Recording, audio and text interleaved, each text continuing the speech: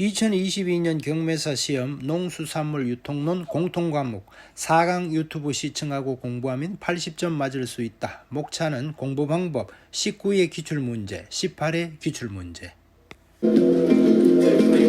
경매가 시작이 되면 한 마리 경매하는데 한 14초, 1시간에 300두. 작년 같은 경우에 한 마리 가격이 6,200만 원 정도 나온 적이 있었고요.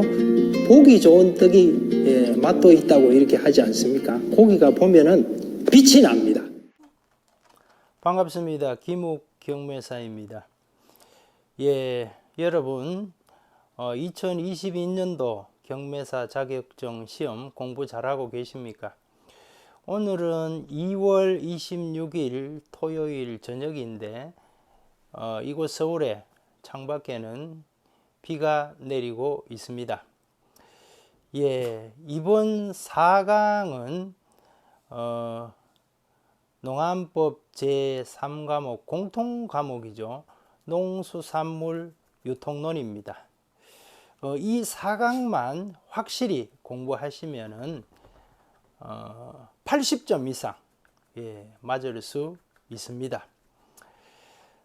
농수산물 유통론은 항상 김욱 경매사가 말씀드리듯이 이게 큰 강처럼 이 흐름을 알아야 됩니다. 그 정부 정책이라는 것이 이제 우리나라의 국민 소득도 크게 올라가다 보니까 먼저 생산 단계에서도 이 친환경 농산물이라든지 고급화된 농산물 생산을 장려하고 있습니다. 자, 그러면 농산물을 생산을 했다. 그러면 출하를 할 때 예전에는 이런 상인들이 농가를 방문해서 구매를 해서 도매시장 등에 출하를 했습니다만, 지금은 그 산지 유통센터라 해서 농협 중심으로 농가 공동으로 이 유통센터를 설립해서 이곳에 농산물을 출하하고, 또 국가적으로도 그 국립농산물품질관리원에서 표준 규격, 그러니까 등급 규격과 이제 포장 규격이죠. 거기에 맞게 선별 포장을 해서 소매점, 그러니까 대형 유통업체라든지 또 도매시장이라든지 공판장이라든지 이렇게 공동 판매, 공동 계산을 하고 있습니다. 예전에 제가 어릴 때 70년도 이런 데 시골의 농협 창고에 보면 공동 생산, 공동 판매 그런 슬로건이 적혀 있었는데, 이렇게 산지 유통센터가 중심이 됩니다. 그 다음에 공동 계산제, 그 다음에 표준 규격. 표준 규격이라는 것은 등급 규격과 포장 규격. 여기에 대한 문제가 많이 출제가 됩니다. 그러면 출하를 할 때 또 수송의 효율화를 위해서 유닛 로드 시스템이라 해서 파레트, 그러니까 가로 1100, 세로 1100 이런 이제 파레트의 이런 규격화된 파레트를 통해서 수송 효율을 극대화하고 있습니다. 요즘 수박 같은 것도 이 파레트로 수송을 하고 있죠. 그러면 이 농산물이 예전에는 주로 서울의 가락시장이라든지 이런 도매시장, 또 공판장 경매를 통해서 거래가 됐습니다. 이 유통 단계를 줄이는 것이 정책의 방향이지 않습니까? 그래서 이제 경매 제도보다는 이 산지 유통센터에서 바로 대형 유통업체, 그러니까 뭐 이마트, 롯데마트 같은데 물류센터로 바로 수송이 돼서 그 대형마트의 그 자체 매장에서 판매를 한다. 이런 농산물 소비도 늘리고 또 판매가 잘 되기 위해서는 마케팅이 필요합니다. 그래서 마케팅에 관한 문제도 몇 문제가 나옵니다. 그리고 김욱 경매사가 2강, 3강에서 농안법에 대해서 강의를 했는데요. 공판장이나 도매시장의 꽃은 경매사고요.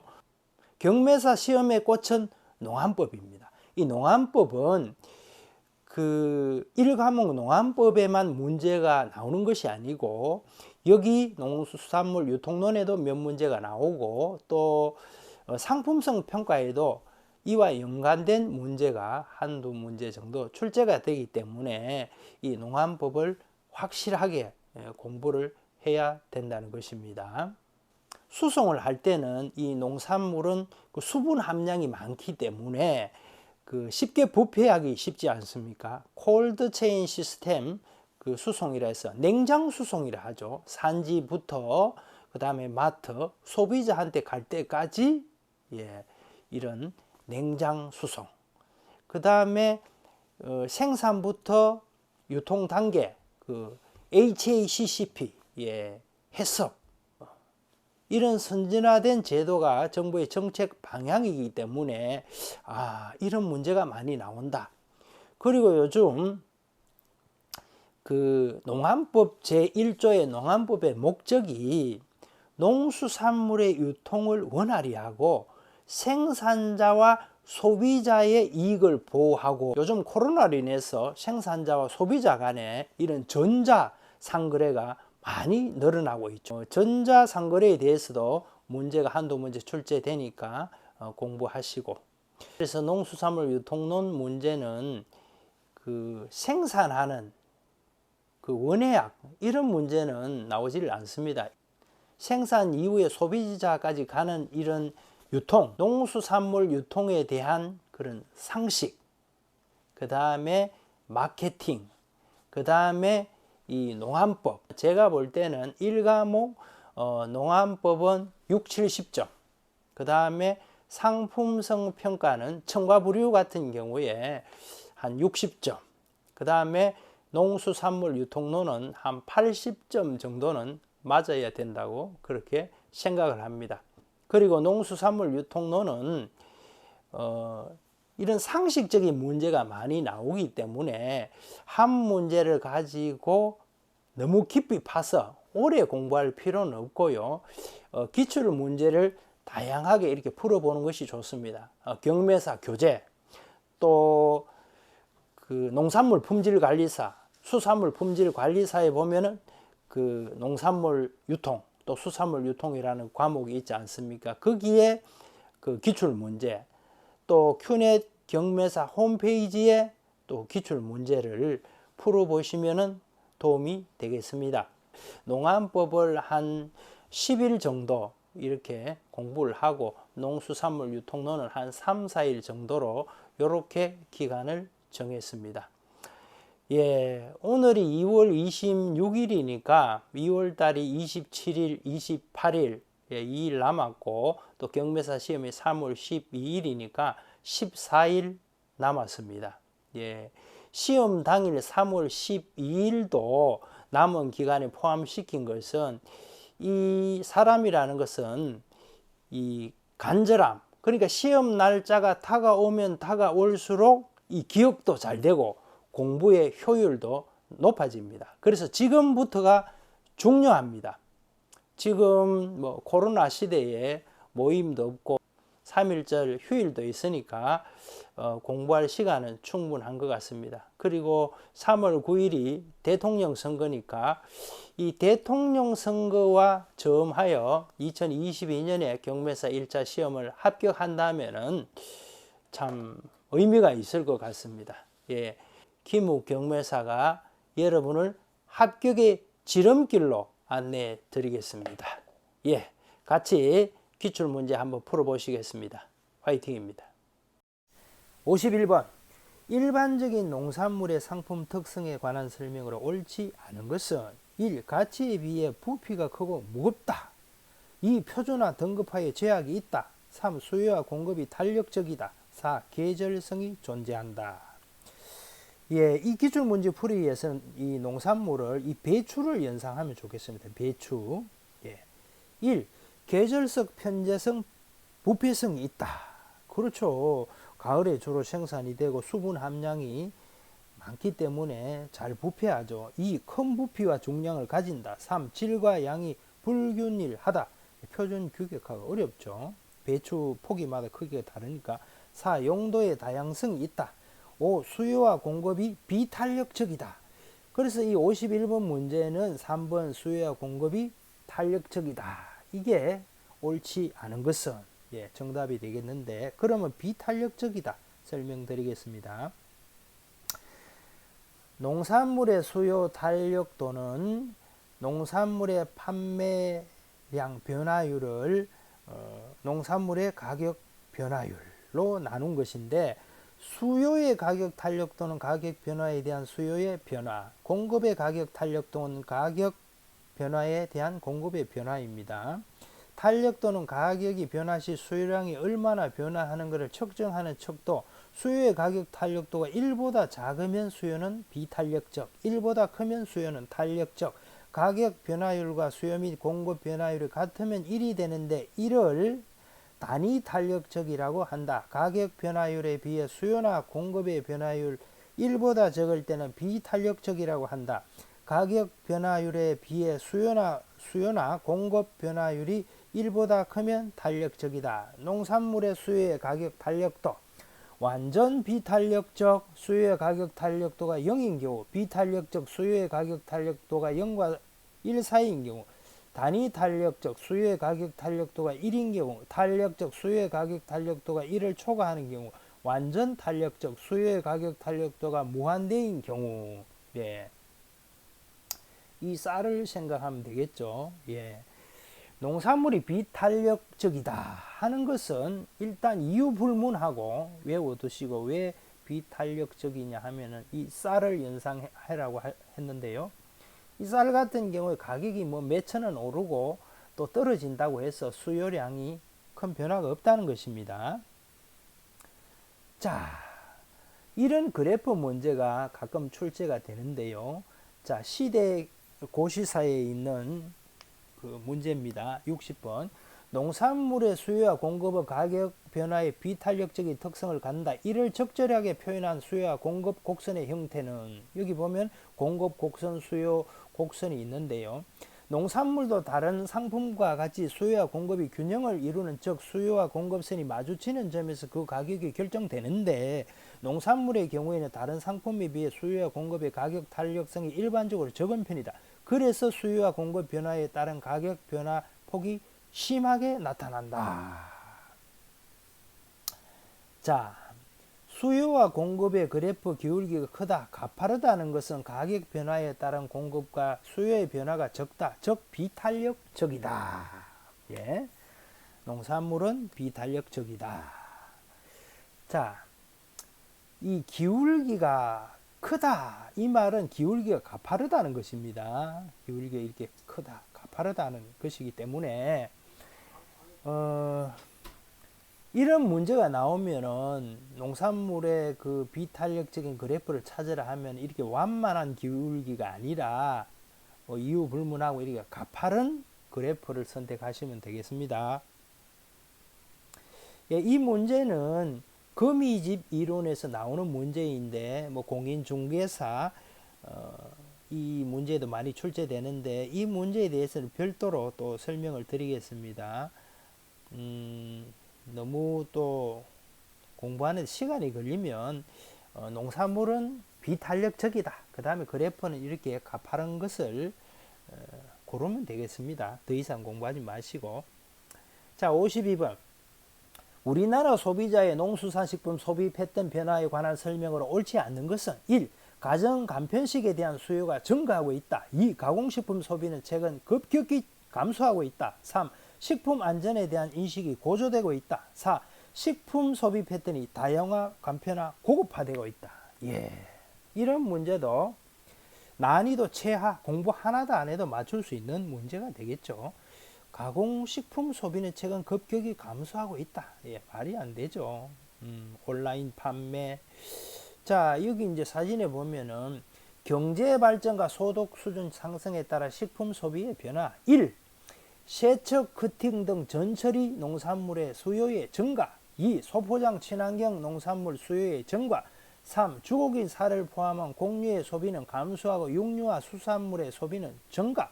4. 친환경 유기농산물의 수요가 증가함에 따라 새로운 유통 문제가 발생. 5. 가공식품 및 외식 소비 확대. 이렇게 보면 예전에는 뭐 파, 대파, 배추 같은 것도 손질도 않고 흙 묻은 거 그대로 마트에 팔고 했는데 요즘은 이렇게 소포장으로 세척해서 깨끗하게 이렇게 포장해서 판매하고 있죠. 그리고 또 밀키트라 해서 뭐 부대찌개, 뭐 동태찌개, 뭐 이런 스테이크도 집에 가서 전자레인지에 넣기만 하면 먹을 수 있는 이런 제품이 생산되고 있고, 또 더 나아가서 이런 뭐 삼계탕, 육개장, 쇠고기, 미역국도 이렇게 포장 상품으로 판매하고 있죠. 예, 이것은 상식 문제입니다. 53번 유통 경로에 관한 설명으로 옳은 것은 1. 유통 단계가 많을수록 유통 경로의 길이는 짧아진다. 2. 유통 경로의 길이는 상품 자체의 특성과는 상관없다. 3. 유통 경로는 상품이 생산자에서 최종 소비자까지 이르는 과정이다. 4. 생산자가 적을수록 유통 경로가 길어지게 된다. 자, 여기 보면은 농림축산식품부의 농산물 유통 구조 개선안인데요. 김욱 경매사가 유튜브 2강, 3강에 그 농안법 1조, 2조만 확실히 공부해도 50점, 70점 맞을 수 있다. 그 내용의 그림은 이게 되겠죠. 생산자, 산지, 유통인, 도매시장, 법인, 중도매인, 소매점, 소비자, 전통적인 유통 경로인데 정부의 정책은 어떻다? 예, 유통 경로를 축소하는 거죠. 예, 산지, 유통인 2단계에서 1단계로 축소하고 또 생산 단체를 계열화하고, 그 다음에 정부의 정책은 유통 단계를 줄이고 또 이 전자상거래를 장려하죠. 요즘은 뭐 이 온라인 택배를 통해서 생산자와 소비자, 예, 이런 직거래 판매가 이 코로나까지 겹쳐서 엄청 늘어나고 있죠. 이 문제도 상식 문제입니다. 54번 농업협동조합의 역할로 옳지 않는 것은 1. 규모의 경제를 확대시킨다. 2. 농산물의 거래 비용을 감소시킨다. 3. 민간 유통업자가 시장 지배력을 강화한다. 4. 농업 생산자의 경영 다각화를 유도한다. 예, 농협이라는 것은 그 생산자 단체, 예, 공익법인입니다. 그 협동조합이죠. 협동조합. 그래서 이 산지 유통센터가 요즘 많이 늘어나고 있죠. 산지 유통센터에서 선별, 그 포장, 또 이런 대형 마트 같은데 납품도 하고 또 보관도 하죠. 그래서 예전에 그 산지 밭에 가서 이런 장사하시는 분들, 이 민간 유통업체들이 많이 그것을 밭대기로 사가지고 유통을 했는데 그런 게 점점 줄어들고 있죠. 그리고 이 농협 가락 공판장 같은 전국의 공판장에서 많이 이용하고 있고, 또 소매점도 이 하나로 마트가 전국 각지에 엄청 많이 늘어나고 있어서 개인 마트, 개인 유통업체의 지배력이 감소되죠. 이것도 상식 문제가 되겠습니다. 자, 55번 공동계산제에 관한 설명으로 옳은 것은 1. 시장 교섭력을 제고할 수 있다. 2. 상품 단위당 수확후 개별 처리 비용이 증가한다. 3. 농가의 시장 가격에 대한 위험이 증가한다. 4. 개별 신용도에 의존하여 대금이 정산된다. 개별 농가에서 생산한 농산물을 유통센터에서 공동 선별하여 품질 등급에 따라 값을 결정하는 제도죠. 예, 이게 수박 같은 경우에 이렇게 크기별로, 예, 품질별로 등급 판정도 하고 이 팔레트에 포장해서 뭐 대형 유통업체, 농협 하나로마트, 또 가락시장 이런 데 보내고, 여기 바이어가 온 것 같네요. 대형 마트에 이렇게. 이게 이제 공동 계산제죠. 이렇게 지금 선별 포장을 하고 계시죠. 조금 전에 여기 보면 공동 계산제에 그 대성공을 거두었는데 또 단점도 있죠. 이게 정산 대금 지급이 공동 계산제니까 늦어진다든지, 또 열심히 하는 사람의 있는 반면에 또 무임승차하는 사람이 있다. 요런 게 단점이 되겠죠. 56번 편의점에 관한 설명으로 옳지 않는 것은 1. 농산물의 중개 기능을 담당한다. 2. 생필품을 소량으로 판매하는 전략을 위주로 한다. 3. 상품의 가격 경쟁력보다는 편의성에 초점을 둔다. 4. 택배 대행 등 서비스 범위를 늘려가고 있다. 중개인은 중도매인 김욱경매사 유튜브 2강 3강에서 확실하게 설명드렸죠. 이것도 쉬운 문제가 되겠습니다. 자, 여기 보면 편의점, 편의점은 접근이 용이한 지역, 주택 밀집 지역, 고유동 인구 지역의 위치. 편의점은 24시간 연중 무휴. 요거 기억하시고요. 재고 회전이 빠른 한정된 제품 계열, 주로 이제 식품, 편의용품, 문방구 등 직업. 슈퍼마켓, 저마진의 연가 판매, 셀프 서비스 등이 특징인 소매업체, 식료품, 일용품 등. 3. 전문점, 취급하는 제품 계열이 한정되어 있으나 해당 제품 계열 내에서는 매우 다양한 품목을 취급한다. 4. 할인점, 박리담의 원칙, 전국 유명 상표를 일반 상점보다 항상 저렴한 가격으로 판매하는 소매상.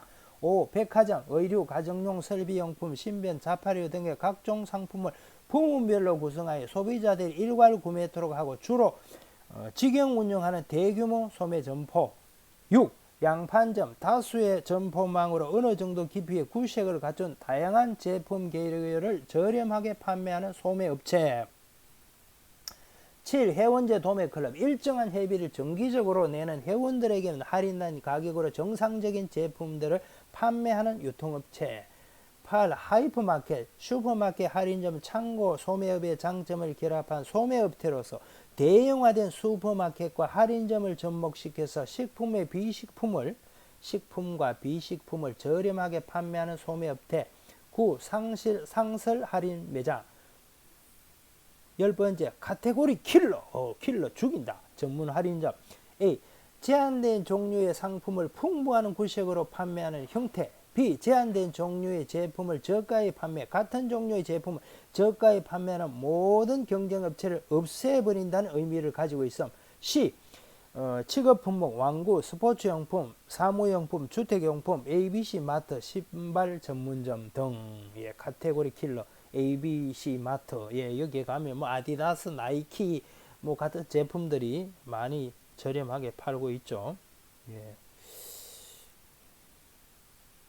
자, 사진으로 설명드리겠습니다. 편의점, 24시 영업, 슈퍼마켓. 우리나라는 동네 구멍가게도 슈퍼를 하는데 이거는 미국의 초대형 슈퍼마켓, 전문점, 전자제품, 냉장고, 뭐 일체를 팔죠. 하이마트로 가요. 자, 할인점, 홈플러스, 그 다음에 뭐 이마트 이런 게 있겠죠. 그 다음에 백화점, 백화점은 다 아실 테고 고급품. 그 다음에 양판점, 이케아 가구 전문점이죠. 서울 광명에도 있고 부산에도 있고 전국 각 지역에 있죠. 회원제 도매클럽, 이것은 양재동의 코스트코, 하이퍼마켓, 그 다음에 아울렛, 뭐 옷 같은 거 저렴하게 파는 뭐 여주 아울렛 같은데, ABC 마트, 카테고리 킬러, 이렇게 기억하시면 되겠습니다. 자, 다음 소매상을 모두 고른 것은 기업 하이퍼마켓, 니언 농산물 중개인, 디귿 카테고리 킬러. 2번 기업 디귿. 뭐 너무 쉽죠? 58번 도매시장 법인에 관한 설명으로 옳지 않은 것은 1. 농수산물의 도매 유통을 담당한다. 2. 정가 수입 매매를 한다. 3. 출하자의 위탁을 받아 거래한다. 4. 주 거래 대상은 시장 도매인이다. 김욱경매사 유튜브 2강 3강 농안법 1조 2조만 공부하면 50점 70점 확실하게 맞을 수 있다. 그 강의만 들었으면 이거는 문제도 아니죠. 시장 도매인과 중도매인은 거래를 할 수가 없죠. 자, 59번 농산물 종합유통센터 운영을 통해 기대할 수 있는 효과로 옳지 않는 것은 1. 물류비용의 절감, 2. 경매제 확대, 3. 농산물의 부가가치 정대, 4. 유통 경로의 다양화. APC 건립 지원의 효과. APC라는 것이 농산물 종합유통센터입니다. 자, LPC는 축산물 종합유통센터고요. 자, APC 경류 농가 수치 가격이 APC 미경류 농가보다 높게 형성 상승 추세, 손실률 감소의 부가가치 향상, 산지 조직의 시장 교섭력 강화, 고령화 인구 감소 등 농촌 문제 해결, 1인 가구 증가, 고령화 등 인구 구조 변화 및 언택트 문화 확산에 따라 유통 환경 변화에 발빠르게 대응. 예, 이 참외 산지 유통센터 지금 선별을 하는데 이게 로봇팔 뭐 사람이 보이진 않네요. 이게 자동화로 이렇게 하고 있네요. 예. 자, 60번 산지 조직화에 관한 설명으로 옳지 않는 것은 1. 농가 수치 가격의 변동성을 증가시켜 고수익을 추구한다. 2. 농산물 종합 처리장 APC를 거점으로 하여 조직을 발전시킬 수 있다. 3. 시장 여건 변화에 능동적으로 대응하기 위한 목적을 가진다. 4. 연합사업단이나 조합 공동사업법인이 해당된다. 산지 조직화는 농가보호 핵심 수단 농민신문 공동계산 참여농의 정책 지원 집중. 산지 조직화는 한국 농업이 생존하기 위한 절대적인 전략 가운데 하나로 인식돼 20년 가까이 추진되고 있다. 그동안 산지 조직화를 위한 노력은 산지 유통 활성화 사업 및 연합 판매 사업 등을 통해 산지와 소비지의 직거래 체계 구축, 생산자의 계율화 등 많은 성과를 나타냈다. 특히 농업인들에게 공동 선별과 공동 계산의 중요성을 인식시켰으며 공동 사업 조직화의 성공 가능성을 확인시켰다. 옛날에 그 농협의 슬로건이 생각나네요. 공동 생산, 공동 판매, 공동 판매 조직, 수송비 절감, 노동력 절감, 시장 교섭력 증대, 농산물 출하 조절 용이. 예. 수치 가격의 변동성을 증가시킨다. 아니죠? 수치 가격 안정성이죠. 예. 이 경매 제도의 최고 그 단점이 변동성이 크고 이 가격 등락이 크다는 것이 단점 아닙니까? 예. 아무튼 정책은 경매를 통한 유통을 줄인다. 요거 기억하고요. 자, 61번. 다음에 제시된 거래에 해당되는 것은 산지 유통인이 농가를 방문하여 밭에 심어진 배추를 둘러본 후 배추를 수확하여 가져가기 위한 계약을 생산자와 체결하였다. 예, 수확 전이네요. 1. 정정거래, 2. 포정거래, 3. 정상거래, 4. 표진거래. 거래 방식. 예. 1. 포정거래 수확 전 선도거래 방식. 2. 정정거래 수확 후 창고 보관. 3. 계약 재배. 생산자, 조직, 산지, 유통인, 도소매, 유통업체 등의 일정한 물량 품질 가격으로 거래 계약을 이행하기 위해서 생산 농가와 계약 조건으로 재배하는 방식으로 구분 지어짐. 예, 수확 전. 2번 포정거래 정답. 62번. 농수산물의 시간 효용을 증대시켜주는 물적 유통기능은 1. 저장기능, 2. 가공기능, 3. 운송기능, 4. 포장기능. 유통기능과 효능. 1. 저장기능 시간 효용, 2. 수송 기능, 장소 효용, 3. 가공 기능, 형태 효용, 4. 거래 기능, 소유 효용. 예, 이 김욱 경매사가 고향 감나무 밭에서 감을 수확하고 있는데요. 예전에는 가을에 감이 홍수 출하가 돼서 가격이 폭락을 했는데 요즘은 이렇게 그 감을 아이스 홍시, 예, 냉동 홍시 기술이 개발이 돼서 1년 내내 여름에도 이 홍시로 판매하고요. 또 그다음에 이 감을 썰어서 감 말랭이로 건조해서 맥주 안주 또 이런 것을 팔기 때문에 이 공급이 분산되고 가격 안정에 큰 기여를 하고 있습니다. 1번 저장 기능. 자, 63번 농수산물 유통정보의 평가 기준이 아닌 것은 1. 신뢰성, 2. 시적절성, 3. 이질성, 4. 비밀 보장성. 자, 이질성이라는 것은 이 바탕이 전혀 다르다는 겁니다. 뭐 농산물이 아니고 예를 들었으면 뭐 공산품이라든지. 그래서 정답은 3번이 되겠습니다. 그러면 유통정보의 평가 기준은 신뢰성, 시적절성, 비밀 보장성이 되겠죠. 64번 농산물 표준화 또는 등급화에 관한 설명으로 옳지 않는 것은 1. 농산물이 각각 다른 품질을 가지고 있기 때문에 생겨난 제도이다.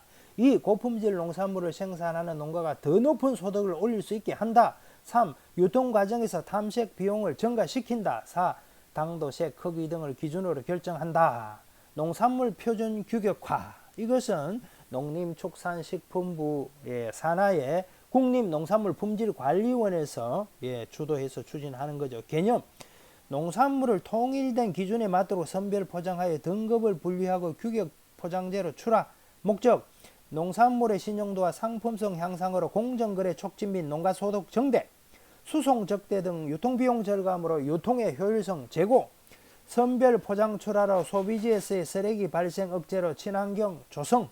예, 정답은 3번 유통 과정에서 탐색 비용을 증가시킨다. 예, 탐색 비용을 감소시키죠. 자, 이 사진을 보면 쉽게 이해가 되겠습니다. 표준 규격화는 크게 등급과 포장 규격으로 나눌 수 있는데요. 이 등급의 특품으로 해서 뭐 특품이라 하면 이 색상이라든지 크기라든지 이런 것이 균일하죠. 그 다음에 이 박스, 표준 규격을 통해서 뭐 수송이나 또 취급하기도 편리하죠. 65번 수송품을 일정한重量과 부피로 정하여 운송 효율성을 높이는 시스템은 1. 단위 화물 적재 시스템 유닛 로드 시스템 2번 포스 시스템 3번 세분화 시스템 4번 조성 시스템인데요. 유닛 로드 시스템은 화물을 미리 표준 중량 또는 부피로 정리하여 가능한 일괄된 기계로 하역하고 수송하는 방식입니다. 이 파레트로 유통하는 게 핵심이죠. 국제 표준 파레트 규격이 가로 세로 1100입니다. 요거 확실히 기억하고요. 포스 시스템은 그 편의점 같은 데서 물건 계산할 때 하는 거 포스 시스템 아시죠? 66번 다음에서 제시된 내용에 관한 설명으로 옳지 않는 것은 최근 소비가 급증하고 있는 A 상품에 대한 수요의 자체 가격 탄력성을 추정한 결과 0.37호였다. 마이너스 0.37호. 1이 안 되네요. 아까 말씀드렸죠. 그거 농산물은 비탄력적이다. 그거 기억하고요. 1. A 상품은 비탄력적인 수요 특성을 가지고 있다. 2. A 상품 탄력성을 추정할 때 A 상품의 가격과 수요량 자료가 모두 필요하다. 3. A 상품은 기편제에 해당된다. 4. A 상품의 수요 곡선은 가파른 기울기를 가진다. 가파른 기울기 아까 설명드렸죠. 정상제와 열등제. 정상제는 소득이 증가함에 따라 수요가 증가하는 제와 열등제란 소득이 증가함에 따라 오히려 수요가 감소. 소득이 증가함에 따라 수요가 증가하는 제와 뭐 쇠고기, 한우고기 같은 거 있겠죠. 열등제 소득이 증가함에 따라 오히려 소비가 감소. 쌀, 밥을 적게 먹죠. 자, 기편제나 소득 효과에 의해 가격이 낮아질 때 높아질 때 수요도 함께 감소 증가하는 제와 아파트 같은 게 있겠죠. 아파트는 가격이 상승하면 오히려 수요가 늘죠. 근데 가격이 떨어지면 요즘 같은 데 수요가 거의 없죠. 자, 농산물의 수요 탄력도, 농산물의 판매량 변화율, 농산물의 가격 변화율. 아까 설명했죠. 쌀 같은 경우에 가격이 뭐 상승하기나 하락해도 수요가 큰 변화가 없다. 이런 내용입니다. 넘어가겠습니다. 자, 67호 완전 경쟁 시장의 조건에 해당되지 않는 것은 1. 수요자나 공급자가 시장 가격 결정에 영향을 미칠 수 없다. 2. 이질적인 상품이 거래된다. 자, 3번 시장 참여자들이 완전한 정보를 가진다. 4. 시장의 진입과 퇴출이 자유롭다. 한번 읽어드리겠습니다.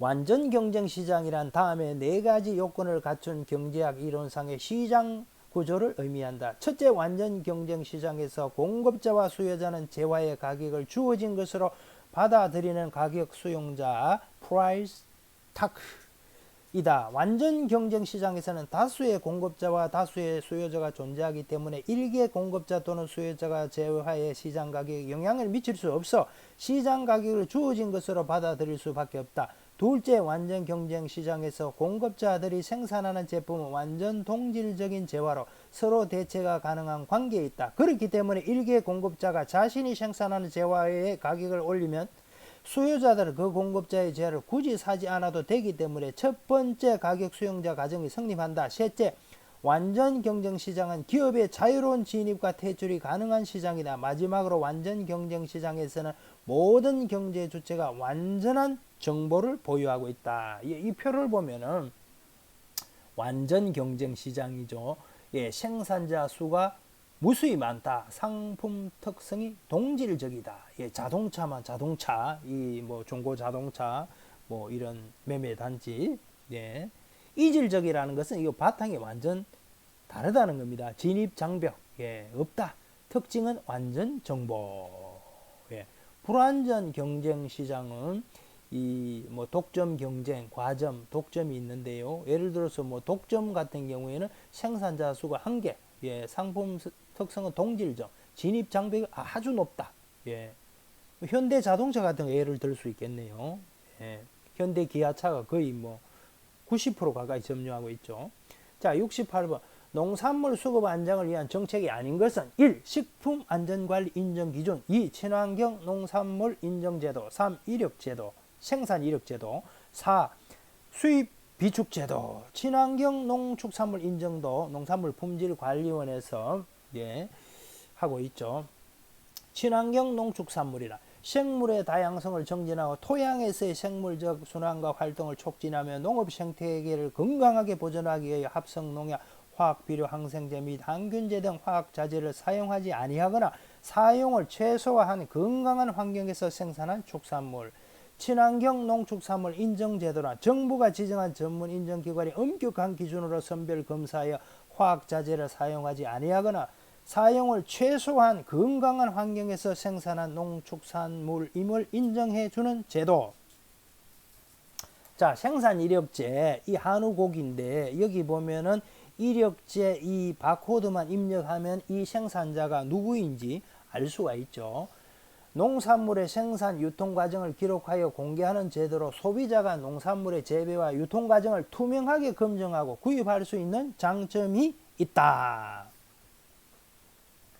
자, 해썹은 위의 요소 분석과 중요 관리점 영문 약조로서 해썹 또는 식품 안전 관리 인정 기준이라 한다. HA. 예. 위의 요소 분석, CCP 중요 관리점.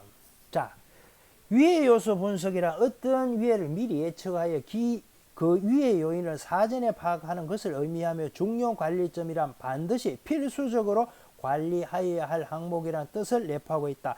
해썹은 위해 방지를 위한 사전 예방적 식품 안전 관리 체계를 말한다. 예, 이 해썹에 대해서는 뭐 꼭 문제가 나오니까 예, 한번 시간 나면 보시고 넘어가겠습니다.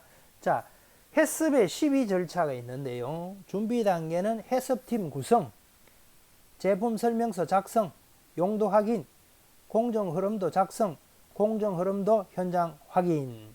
그 다음에 7원칙이 있습니다.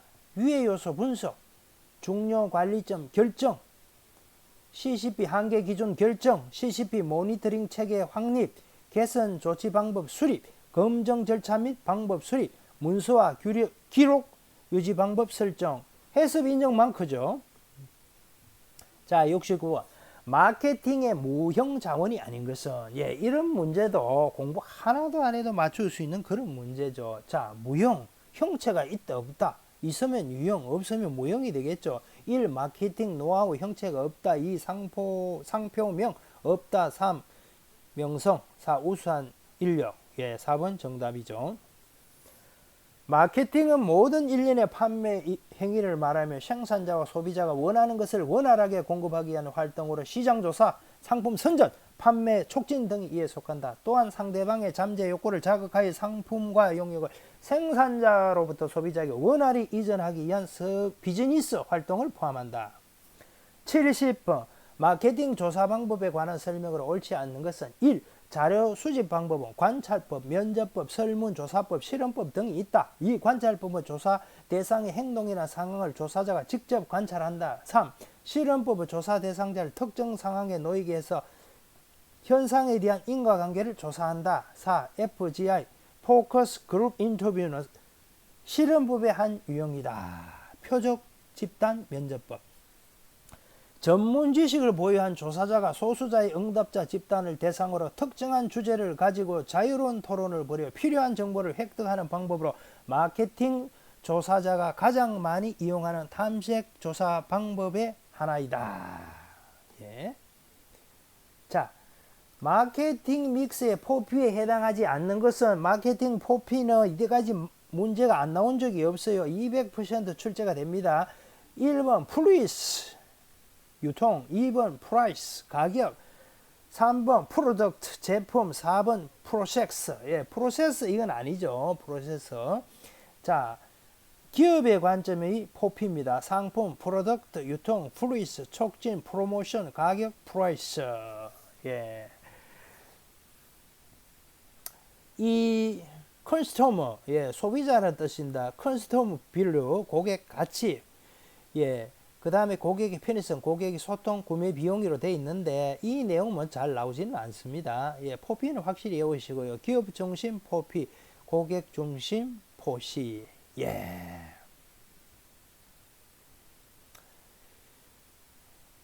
이 포시는 뭐 잘 나오지는 않으니까 예, 시간 되시면 유튜브 중단하고 한번 읽어보시고 넘어가겠습니다.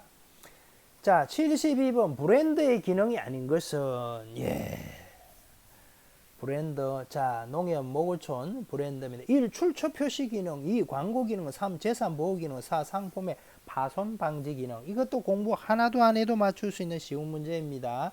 자, 출처 표시 기능. 기업이 자사가 생산 또는 판매하는 상품을 다수의 다른 경쟁 상품으로부터 식별하기 쉽게 하고 그 책임의 소재를 명확히 한다. 품질 보정 기능. 소비자로 하여금 동일한 품질 수준이 항상 유지되고 있다는 신념을 가지게 한다. 광고 기능. 브랜드를 가지고 있는 상품 매스컴의 반복적인 광고에 의해 브랜드 이미지가 형성되면 브랜드 그 자체가 광고 기능을 수행한다. 재산 보호 기능. 등록된 상표는 다른 기업의 모방에서 법적으로 보호됨과 아울러 상표권이라는 무형 자산이 된다. 정답은 4번. 예. 73번. 심리적 가격 전략 중 비싼 것일수록 좋은 것이라는 소비자의 기대 심리를 이용하여 상품의 가격을 일부러 높게 책정하는 가격 전략은 1. 관습 가격. 2. 명성 가격. 예, 뭐 샤넬이나 구찌 핸드백 뭐 한 500만원 이런 거. 3. 단수 가격. 4. 유인 가격. 자, 명성 가격은 품질과 브랜드 이름 높은 품격을 효소하는 가격 설정법.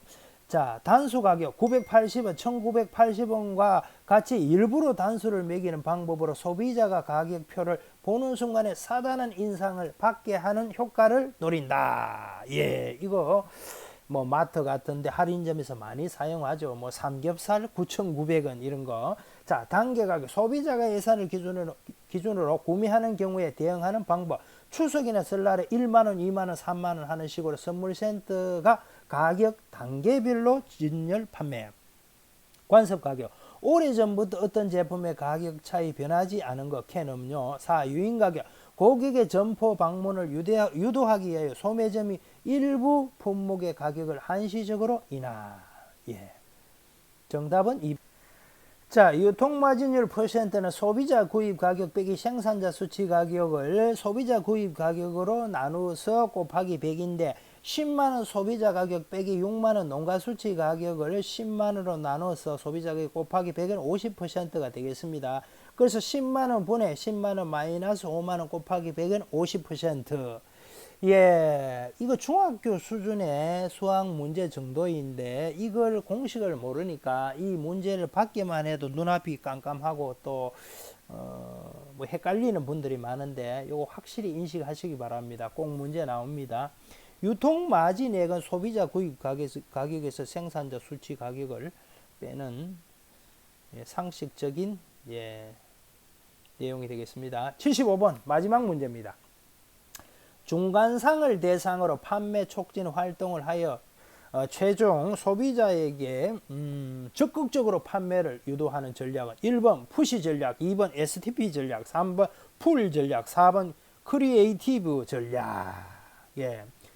자, 푸시 전략이라는 것은 이 제조업체, 옛날에 제가 그 슈퍼마켓을 했습니다. 그러면은 이 라면 이 대리점 이런 데서 이제 라면 회사끼리 경쟁이 심하지 않습니까? 그럼 라면 본사에서 대리점이 되고 잘 안 팔리리 라면을 팔으라고 그냥 막 이렇게 푸시하는 겁니다. 이게 푸시 전략입니다. 그냥 제조업체에서 유통업체에게 이제 푸시를 하는 거죠. 자, 그 다음에 풀 전략이라는 것은 제조업체에서 뭐 TV 광고 같은 걸 통해서 소비자에게 바로 홍보를 하는 겁니다. 그러면 소비자가 유통업체한테 구매를 하고 유통업체는 제조업체에 주문을 하겠죠. 자, STP 전략이라는 것은 세그멘테이션, 시장 세분화, 타겟팅, 표적 시장, 포스팅이 되겠는데요.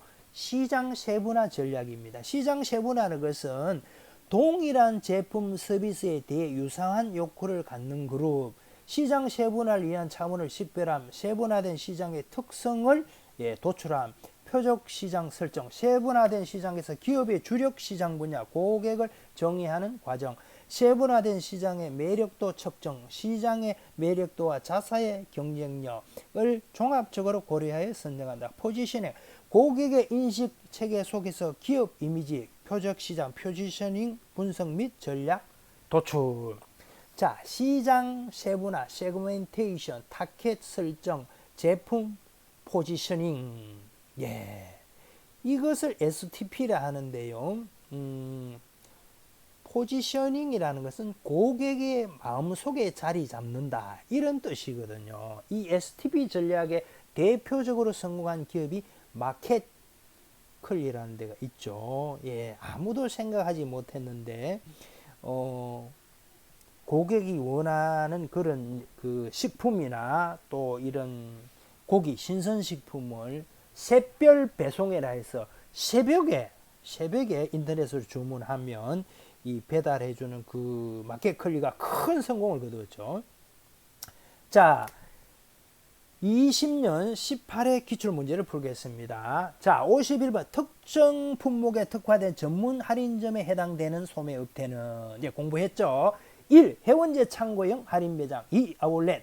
자, 3. 슈퍼마켓. 자, 카테고리 킬러.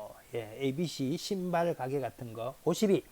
A 농가는 사과 한 상자를 도매상에 출하해 6만원을 수취하였다. B 중도매인은 C 소매상에 8만원에 판매하였고 C 소매상은 소비자에게 10만원에 판매하였다. 유통마진율은 이제 쉽게 계산하겠죠. 자, 유통마진액은 소비자 구입가격 마이너스 생산자 수치가격. 유통마진율은 소비자 구입가격 빼기 생산자 수치가격을 소비자 구입가격으로 나눠서 곱하기 100. 자, 53번 농산물 공영 도매시장 경매 제도의 장점을 모두 고른 것은. 자, 이것도 2강 3강 자 김욱경매사 유튜브 특강, 자 그것만 확실히 공부했으면 다 맞출 수 있는 내용입니다. 자, 1번 기억 미연, 2번 기억 디귿 미음, 3번 니은 디귿 리얼, 4번 디귿 리얼 미음, 2번이 되겠죠. 자, 경매 제도의 장점. 거래의 투명성, 2. 거래의 안정성, 3. 가격 공개로 공정성, 4. 생산자에게 시장 참여 기회 확대, 5. 유소 도매시장의 견제. 경매제도 단점. 농산물 신선도 유지가 어렵다. 뭐 가락시장에 싣고 와서 경매하고 또 싣고 가고 과정이 좀 복잡하죠. 2. 가격 등락이 심함. 이게 최대 단점이죠. 그래서 자꾸 이제 정가 수입 매매나 이런 걸 확대하려고 하는 거죠. 3. 구매자 수가 제한적, 중도매의 매차민이죠. 4. 경매를 위한 별도의 공간이 당연히 필요하겠죠. 자, 농산물 공영 도매 시장의 순기능이 아닌 것은 이것도 1번 가격 형성 기능, 2. 정보 제공 기능, 3. 직거래 촉진 기능, 4. 분배 분산 기능. 자, 여기 보면은 자, 농림축산식품부 자료인데요. 지금 김욱경매사가 항상 강의했던 내용이죠. 전통적 경로, 산지유통인, 도매시장 법인, 중도매인, 소매점, 소비자. 요즘은 이제 직거래, 이 온라인 소비자에게 바로 다이렉트 거래가 엄청 늘어나고 있죠. 공영 도매시장은 직거래 촉진 아니죠. 여기는 도매시장 법인, 중도매인을 통해서 거래가 되는 거죠. 자, 55번. 농산물 가격 폭등 시 정부가 취할 수 있는 정책으로 옳지 않는 것은 1. 산지의 조기 출하를 유도한다. 2. 수입 물량을 확대한다. 3. 저장 물량을 확대한다. 4. 대체 소비를 유도한다. 가격 폭등 시 공급을 늘려야 되겠죠. 수매 및 처분, 유통협약 및 유통조절 명령. 그 다음에 생산 부족, 비축사업, 농산물의 수입 추천. 가격이 폭등하면 공급을 늘려야 되는데 저장을 확대하면 안 되죠. 정답은 3번. 자, 56번. 협동조합 농산물 판매 사업의 기대 효과로 오른 것은 1. 소비자의 거래 교섭력이 약화된다. 2. 중간 유통 상인의 초과 이윤을 정대시킨다. 3. 생산자의 무임 성차 문제가 해소된다. 4. 거래 비용을 절감할 수 있다. 4번이 되겠죠. 예, 설명드렸죠. 기본 원칙은 시장 개척, 공동화, 2. 평균 판매, 3. 공동 계산. 자, 공동화 유형 1. 선별, 포장, 등급, 저장. 2. 소송이 아니고 수송입니다. 3. 시장 대책을 위한 4. 생산 기술 공유. 장점, 시장 교섭력을 높여 농가의 수치 가격 상승. 예, 좋은 그 선별된 물건이 사과가 뭐 1000박스, 2000박스가 있으면 이마트 또 홈플러스 뭐 롯데마트하고 이렇게 교섭을 할 수 있겠죠. 2. 비용의 절감, 포장, 수송 등 노동력. 3. 출하 조절. 예. 단점, 늦은 정산과 열심히 하지 않는 사람들 무임승차 어디 가도 있죠. 58번 소비자를 위한 소매상의 기능이 아닌 것은 1. 수집 기능을 주로 수행한다. 2. 상품 구색을 제공한다. 3. 상품 정보를 제공한다. 4. 자체적으로 금융 기능을 수행한다. 소매상의 기능 1. 소매상은 소비자가 원하는 상품 구색을 제공. A. 공급자 정보 등 소비자에게 필요한 정보 제공. B. 금융 부담을 덜어주는 금융 기능을 수행. C. 서비스 제공. 59번 원예 농산물의 공동 규격 출하 유통정보 수집 전파 브랜드 개발 등을 담당하는 산지 유통시설은 1. APC 2. RPC 라이스 쌀 3. DSC 4. LPC. 자, 품목별로 보면은 농축산물 가공업을 RPC, 미국 LPC 이게 다 나오죠. 축산물, 농축산물 유통 APC. 예. 자, 60번 농산물 가격이 장기간에 걸쳐 일정한 기울기를 가지고 상승하거나 하락하는 흐름의 변동 형태는 1. 추세 변동, 2. 주기 변동, 3. 계절 변동, 4. 불규칙 변동. 농산물 가격 형태, 추세 변동. 장기간에 걸쳐 일정한 기울기를 가지고 상승하나 하락하는 형태이다. 추세 변동은 소비자의 기호나 소득 수준, 인구 증가, 기술 향상에 의해 영향을 받으며 물가의 상승 하락과 관련이 깊다. 주기 변동.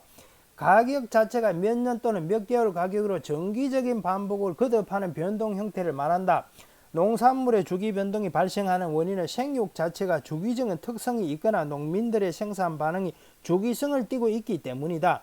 계절 변동. 농산물의 생산이 자연 조건의 영향을 크게 받아 단년생이 많고 부패성으로 인해 수확기에 홍수 출하 현상이 발생하여 1년 중 계절적인 변동을 반복하는 경우를 말한다. 불규칙 변동, 태풍, 폭설, 냉해 등 천재 지변이나 정책의 변화 등에 의해 가격이 폭등하거나 폭락하는 등 일정한 규칙 없이 변동하는 형태를 말한다. 61번 최근 농식품 소비 구조 변화의 특징을 모두 고른 것은 기업, 가공식품 소비의 증가 맞죠? 니은, 소포장 농산물 소비 증가 맞죠? 쌀과 곡류 소비 증가. 쌀 소비는 감소하고 있죠. 예. 그 다음에 리얼, 과일, 채소류 소비 증가. 쌀만 빼고 맞죠? 2번 기억, 니은, 리얼 넘어가겠습니다.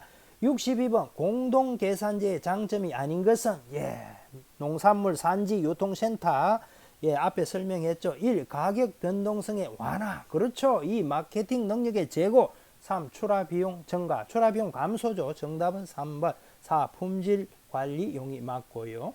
63번 농산물 일관 수송체계 유닛 로드 시스템의 장점이 아닌 것은 1. 파레트의 규격이 다양화된다. 2.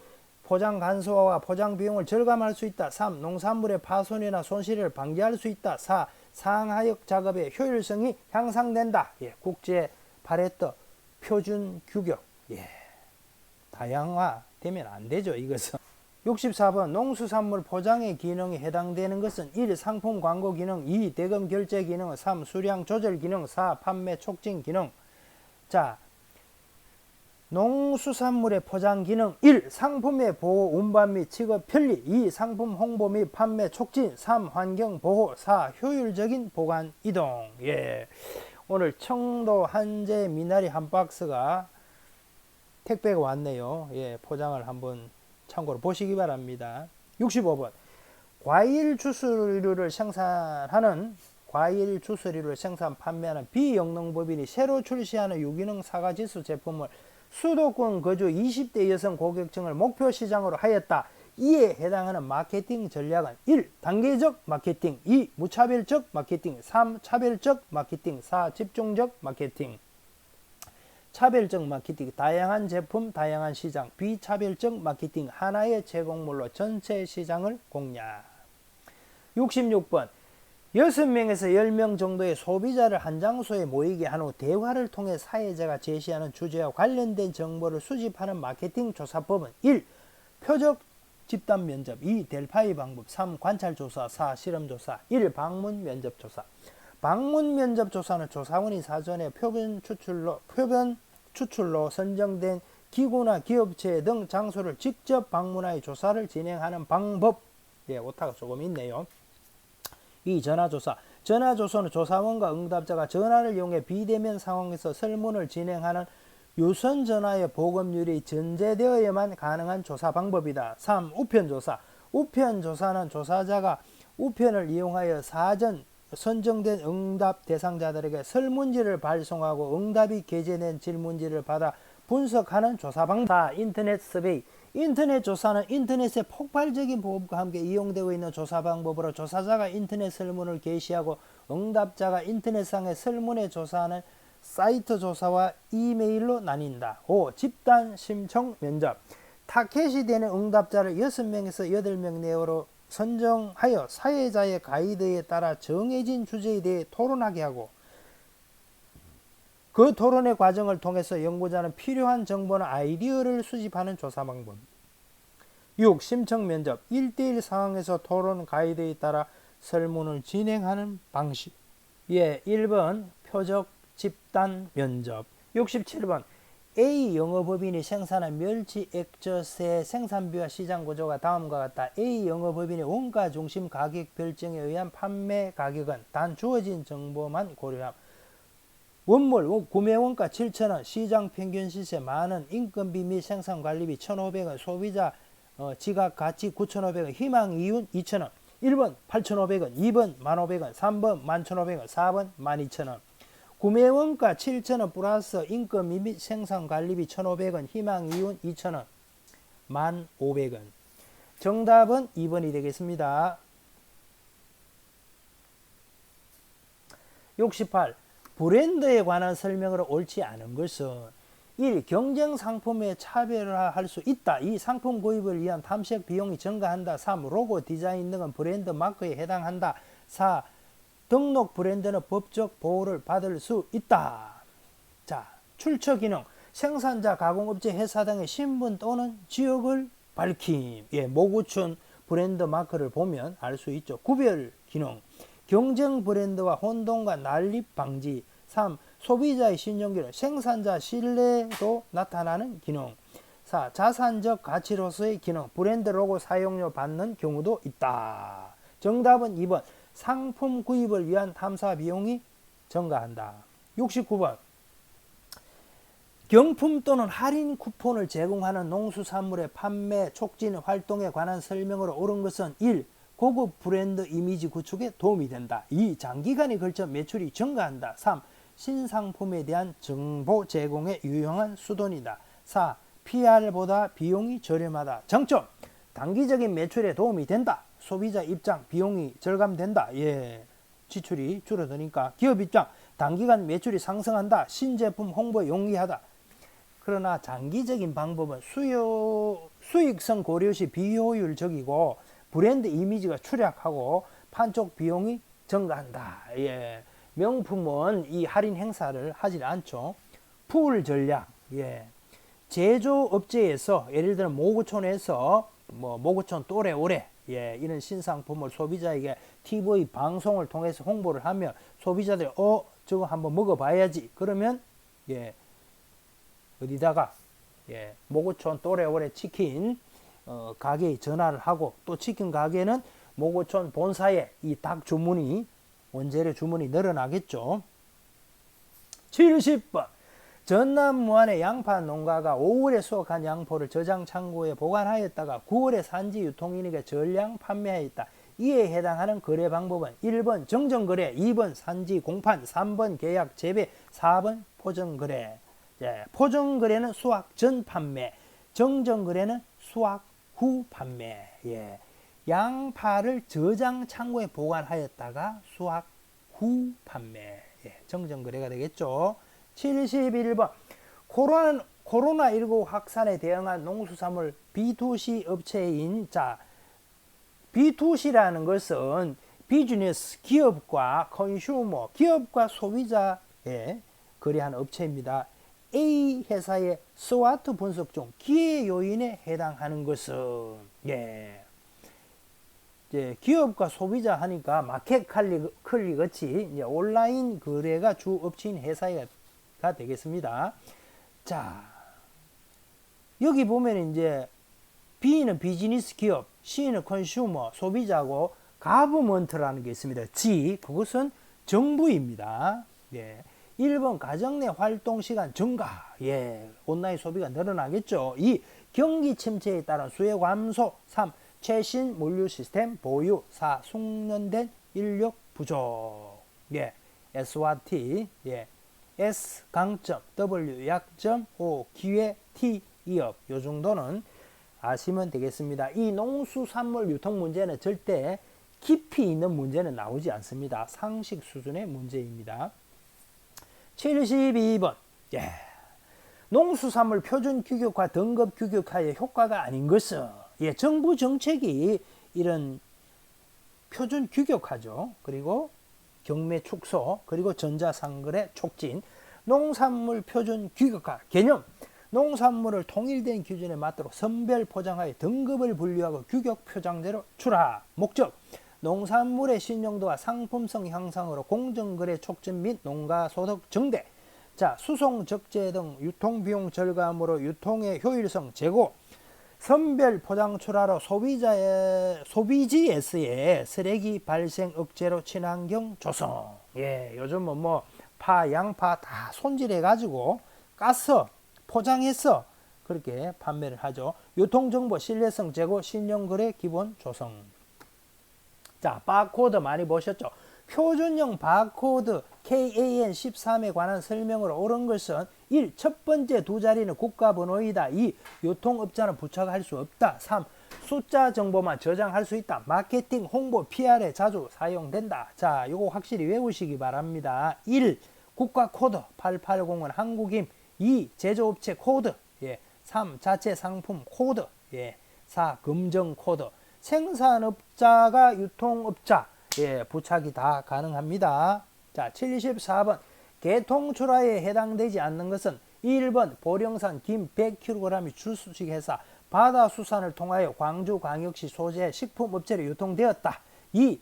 진도산 대파 500kg 진도농협을 통하여 경기도 소재 식자재 업체로 판매되었다. 3. 제주산 갈치 200kg 한림수협 산지 입한장을 통하여 서울시 소재 유통업체로 출하되었다. 4.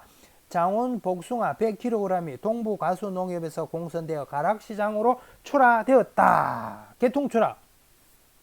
농어민인이 협동조합 개통조직을 통해 생산한 농수산물을 출하 판매하는 것을 말한다. 즉 농산물의 경우 농민이 장목반을 통해 단위농협, 농협, 공판장, 슈퍼마켓 등의 유통과정을 거쳐 출하하는 거. 반드시 농협을 통해서 출하하는 것이 개통출하다. 75번.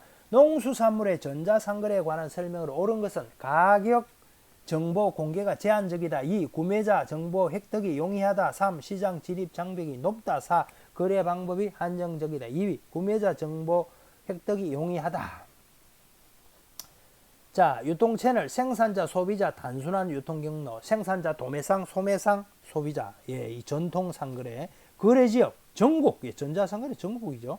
전통 상거래 일부 지역, 수요 파악 고객 대응, 수시 신속 대응, 영업사원 대응 지형, 마케팅 활동, 상방 1대1, 일장적이 아니고 일방적, 판매 거점, 사이버, 판매 공간, 소요자본, 서버 홈페이지, 토지 건물 구입. 뭐 전자상거래의 장점, 구매에 필요한 시간 및 비용 절약, 시장의 투명성 강화, 가격 공개 및 판매자 정보 획득 용이, 긍정적 경쟁 유도, 시장 진입 장벽 낮음, 거래의 다양성 정진. 자, 문제는 50문제 18에 19에 다 풀었고요. 자, 추가로 몇 가지 문제에 나올 만한 내용을 알려드리겠습니다. 구매 의사 결정 과정, 문제 인식, 정보 탐색, 대안 평가, 구매 행동, 구매 평가, 구매 후 평가. 이거 꼭 외우시기 바랍니다. 문제 인식, 욕구, 정보 탐색, 구매 결정, 예, 구매 후 평가. 예, 이런 것들은 예를 들어서 내가 휴대폰을 하나 산다. 문제 인식, 지금 쓰고 있는 휴대폰이 뭐 한 3년 쓰다 보니까 느리고 또 이 배터리도 빨리 소모되고 해서 신형 나온 걸 하나 바꾸겠다. 문제 인식. 그러면 이제 뭐 삼성 걸 살 것인가, 아이폰을 살 것인가, 정보 탐색, 대안을 평가하고, 자, 구매를 하는 거죠. 자, 구매 후에서 뭐 평가를 하는 거죠. 야, 좋다. 그러면 또 그 회사 제품을 또 구매하게 되겠죠. 그 휴대폰을 연상하면서 외우면 쉽게 외우겠습니다. 도입기, 성장기, 성숙기, 쇠퇴기. 자, 도입기. 고객이 충분히 형성되어 있지 않아 아이템의 홍보 및 광고에 주력하는 시기. 도입기는 시장 성공 가능성이 불확실한 상황이므로 위험 부담이 있고 초보 창업자의 경우 실패할 확률이 높은 편. 성장기. 초보 창업자에게 가장 적합한 시기로서 시장 수요의 급격한 증가에 따라 매출과 이익이 증가하는 시기. 성숙기. 경쟁이 치열해지고 매출 성장률이 둔화되며 이익률도 계속 떨어지는 시기. 쇠퇴기. 자, 시장 수요가 정체 또는 없어지는 시기로서 아이템의 전환 및 기존 아이템을 새롭게 구성하는 시기. 뭐 예를 들어서 서울 시내에 강남에서 국을 끓여 파는 전문점을 개업을 했다. 그러니까 한우국, 뭐 추어탕, 감자탕 이런 국을 끓여 파는데 처음에는 이제 홍보도 안 되고 국을 끓여 가지고 포장해서 판다. 이 장사 잘 안 된단 말이죠. 이제 홍보도 막 하고 했었죠. 성장기.